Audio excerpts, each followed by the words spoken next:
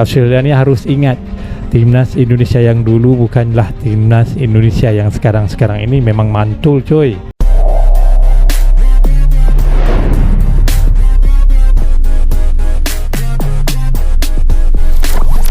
Dengan adanya pemain-pemain baru Indonesia, amunisi baru, 3 pemain keturunan termasuk Oli Romini 4 ya, yang baru bermain dengan timnas Indonesia. Bisakah Indonesia menumbangkan Australia? Bisakah Indonesia untuk melawan, mencetak gol dengan adanya penyerang baru dan pemain baru ini? Kalau saya lihat dari segi momentum pemain-pemain timnas Indonesia memang tidak dinafikan, dan juga saya berkeyakinan bahwa Indonesia bisa memenangi perlawanan itu. Dan untuk laga yang akan dihadapi memang Australia ini agak kesulitan ya kalau saya lihat, karena dari segi pemain-pemain mereka juga ada beberapa orang yang mengalami kecederaan guys. Jadi kita pantau terus perjuangan timnas Indonesia sampai ke titik akhir.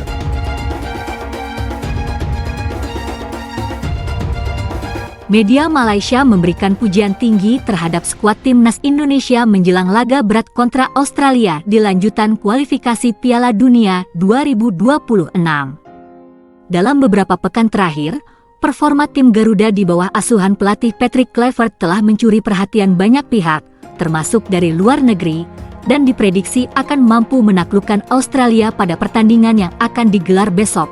Menurut sejumlah media Malaysia, permainan cepat dan taktik cerdas yang diterapkan oleh pelatih asal Korea Selatan tersebut dinilai telah memberikan dampak positif bagi skuad Indonesia. Salah satu outlet olahraga terkemuka di Malaysia bahkan menyebutkan bahwa Indonesia kini memiliki kekuatan yang cukup untuk mengalahkan Australia di kandangnya. Sebuah pencapaian yang sebelumnya dianggap sulit tercapai, skuad Indonesia saat ini tidak hanya berkembang secara teknis, tetapi juga secara mentalitas. Mereka bermain dengan semangat juang yang tinggi dan memiliki kualitas individu yang mumpuni, ujar analis sepak bola dari media Malaysia, yang menilai bahwa keberhasilan Indonesia meraih hasil positif dalam beberapa pertandingan terakhir menjadi bukti nyata kemampuan mereka. Tidak hanya itu, beberapa pemain seperti Ula Romeni, Rafael Struijk dan Marcelino juga dianggap sebagai kekuatan utama yang dapat memberikan ancaman serius bagi pertahanan Australia. Selain itu, koordinasi tim dan kemampuan untuk bertahan dalam situasi tekanan semakin menunjukkan potensi besar yang dimiliki Indonesia. Bertandang ke Australia pada tanggal 20 Maret 2025, Indonesia diharapkan bisa melanjutkan momentum positif dari hasil sebelumnya dan mengatasi tantangan besar tersebut. Prediksi para analis menyebutkan, meskipun Australia memiliki pengalaman lebih di kancah internasional, Indonesia akan menunjukkan performa yang mengejutkan, terutama dengan dukungan penuh dari para pendukungnya. Jika Indonesia terus mempertahankan kualitas permainan mereka, maka laga ini bisa berakhir dengan kemenangan yang membanggakan bagi sepak bola Indonesia. Tambah analis tersebut, timnas Indonesia kini berada dalam kondisi terbaiknya dan siap bertarung untuk meraih poin berharga demi menjaga peluang lolos ke putaran final Piala Dunia 2026. Bagaimanapun, pertandingan kontra Australia besok akan menjadi salah satu laga penentu dalam perjalanan Indonesia menuju impian besar tersebut. Sebelumnya, Kluivert sudah memanggil 30 pemain, tetapi Egy Maulana Fikri tak bisa bergabung karena cedera. 2 pemain lain tak bisa diturunkan karena menjalani hukuman skorsing akumulasi kartu, yakni Ragnar Oratmangoen dan Justin Hubner. Dari 27 pemain yang tersisa, Kluivert hanya bisa memasukkan 23 nama untuk skuad akhir menjelang pertandingan melawan Soceros. Di bawah asuhan Patrick Kluivert, Indonesia kemungkinan akan menerapkan formasi 4-2-1-3. Kluivert akan meracik timnas Indonesia agar kuat dalam penguasaan bola dan serangan cepat. Sebagai mantan pemain top Eropa, Kluivert dikenal dengan gaya permainan ofensif yang mengutamakan penyerangan dari sisi sayap dan umpan-umpan terukur. Martin Paes diyakini tetap akan berada di bawah Mistar berbekal pengalaman 6 kali pertandingan membela tim Garuda. Kiper yang baru dinaturalisasi, Emil Audero diyakini masih butuh adaptasi, karena baru bergabung dengan timnas Indonesia.